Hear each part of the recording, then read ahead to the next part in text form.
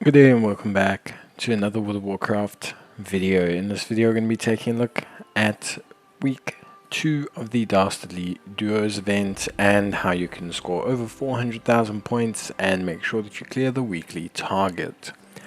Now, take your weekly quest, make sure that you select the hot dog for the indigestion challenge from Woodland the Troll Servant, and then we need to talk about the Darling Duos achievement. The Darling Duos achievement is an achievement you can obtain by winning a match as an underdog, which means you need to die 3 times and then win a match.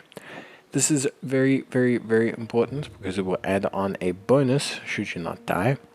It's not huge, it's not like a massive bonus, but it is an extra 40,000, 50,000, so it does help out. It is, 10% of the way to your goal for this week, so it's something that you should consider doing. Later on this won't be so important, but for now it adds necessary score that is going to help you and make your life a lot easier. Now moving on to the next section, we want to make sure we have bound or binded, or whichever way you want to say it, bound our interact key to a hotkey that we can use. This helps us with pushing bombs in the middle of chaos to the regions that we want to push them, and that's very important. The placement of the cherry bombs throughout the match is very, very crucial for both score and positioning and survivability. Now when you start the match for this week, we're going to take the hot dog. We're also going to take amp. You'll see me take a healing vial in this run, but I scored very low. I didn't have a good time. I was testing it out to see if the bosses had changed, but in reality we've just had one new boss added. So for this week, our goal is to make sure that we take hot dog, take amp for the movement speed. It's always the best, I find, that or the invisibility. And for this week, we're going to keep the party. No need to push anything out of the boundaries. You'll get high enough score, no problem, by making sure that you have them involved, so it's not really a big deal. So make sure that you have the party, make sure that you got everything going on, and then you are ready to begin. Now much of the arena will remain similar to week 1. You won't notice any considerable difference in the beginning. There are some new enemy types like Naga spellcasters, but they replace the previous spellcasters, so it's not too big a tactical difference, and they don't do anything that is significantly different to what was done before. So when you start the round, focus on burning down the props to spawn the bombs. Make sure that you spread the bombs around the arena. Previously, I've told you to overlap them.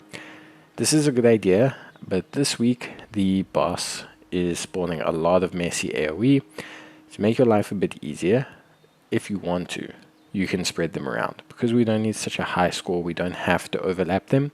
If you're still looking to achieve high scores, then you're going to want to overlap the bombs, like I mentioned. In terms of the bosses this week, we still have Glubshock and his firewall. We still have the Watchkeeper with his heal debuff, which is the most irritating. And we still have the new boss, a Naga Priestess, who will spawn 2 mobs, as well as some very annoying stunning tornado AoEs. For Glubshock, it's pretty simple. You can just nuke him down, take out his firewall. For the Watchkeeper, you need to keep your eye on the debuff. The moment it gets to around about the 7-6 second mark, you need to create some distance. This is where the amp will come in handy.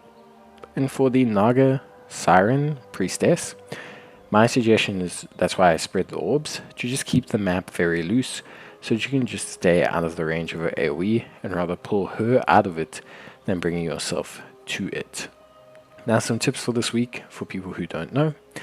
Vehicles will help break the aggro of the bosses. You can use them to cause damage as well, set up bombs and do all those important things, but by getting into them you break the aggro of the boss and allow yourself time to recover from the debuffs. In terms of the other things you can do, watch for gears on the floor.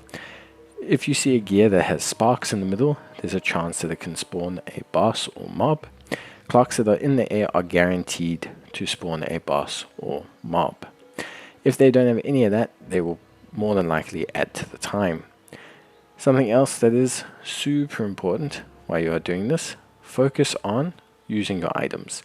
It's difficult in single player, but the more mobs you spawn, the better your score is going to be, quite substantially as well. So try and spawn those extra mob packs. Use the vehicle aggro break to spawn extra mob packs and then re-engage in the fight. This week we didn't get as high a score as last week, just because I didn't do any mob spawning, but it was still pretty decent and well clear of the weekly goal. If you have any tips or advice for other players, you can place it down below.